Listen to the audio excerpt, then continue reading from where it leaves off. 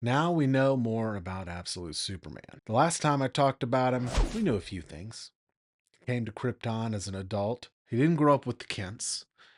And the story starts in a Brazilian diamond mine. But that's not enough. We, or at least I, have an insatiable need for the latest information on everything in comics. And based on what I've read, this isn't just a new take on Superman. It's kind of starting to feel like the Absolute Universe has a message. Billionaires are the bad guys. In this episode, we'll dig into that and a whole lot more. I know what you're thinking, and no, I could not wait for the comic to come out. I like to overthink things before they come out and then overthink them a little more after they come out. And usually I'll overthink about them for a few months or even years after that. So after the last episode on Absolute Superman, I kept digging. I kept digging and waiting and watching and waiting some more, watching, still watching, waiting, just for some tiny little morsel of information.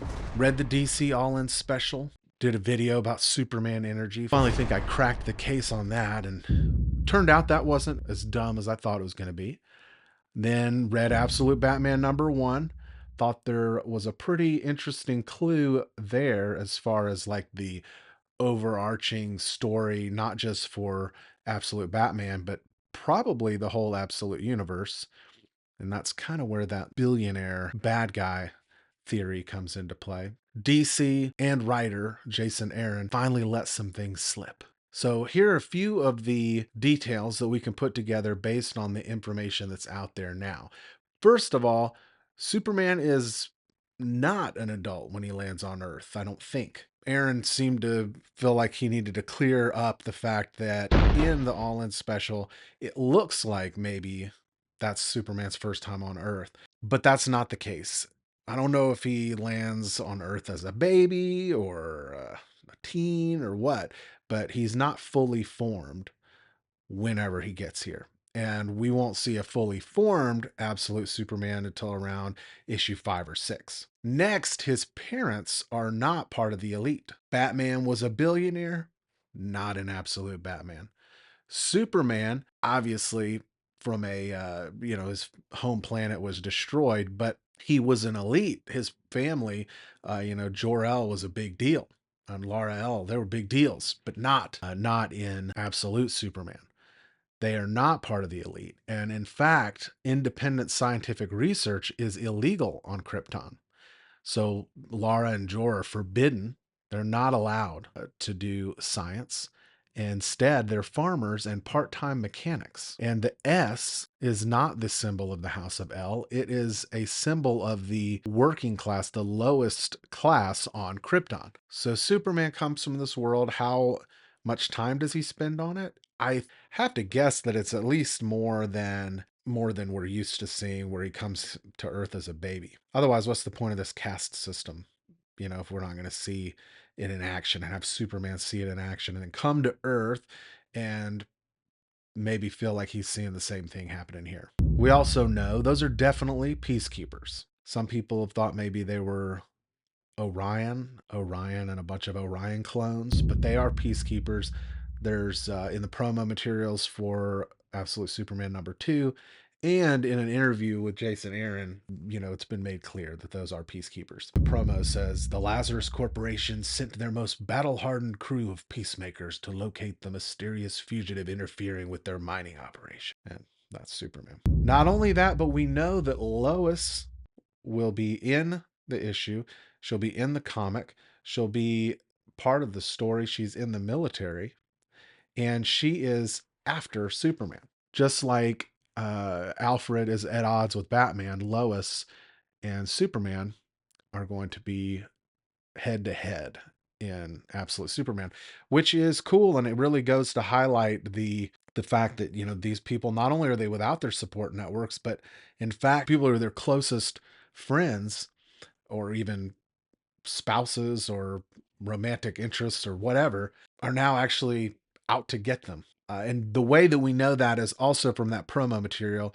Those Lazarus Corporation peacemakers, says they weren't expecting one motor-mouthed, iron-willed woman to be the one to finally get the cuffs onto him. And Aaron basically admitted that that iron-willed motor mouth is Lois. I think we can also be pretty sure of who the bad guy's going to be. The end of Absolute Batman #1 was really exciting and a big surprise.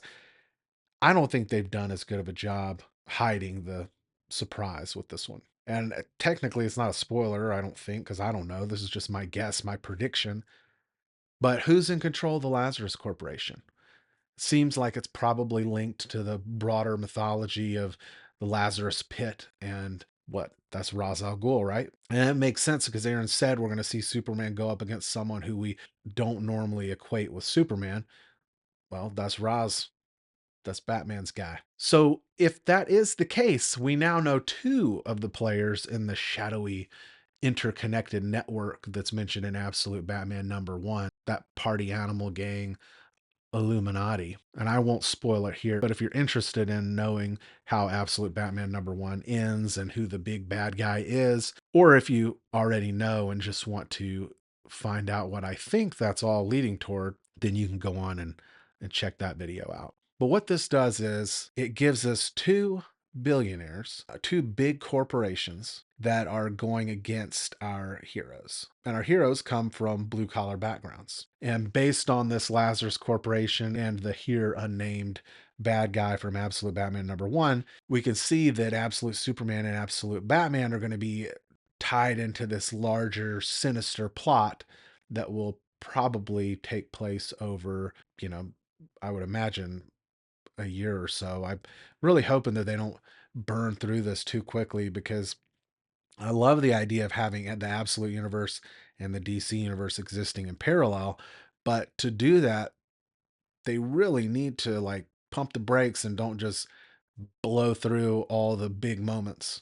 Establish the characters, establish who Batman is in this universe, establish who Superman is, Wonder Woman, Green Lantern, Flash, and then have them meet and then expose a bigger story. At the very least, from what I've read, Jason Aaron seems to get that that's important. He has said, we need to take our time, build up these characters.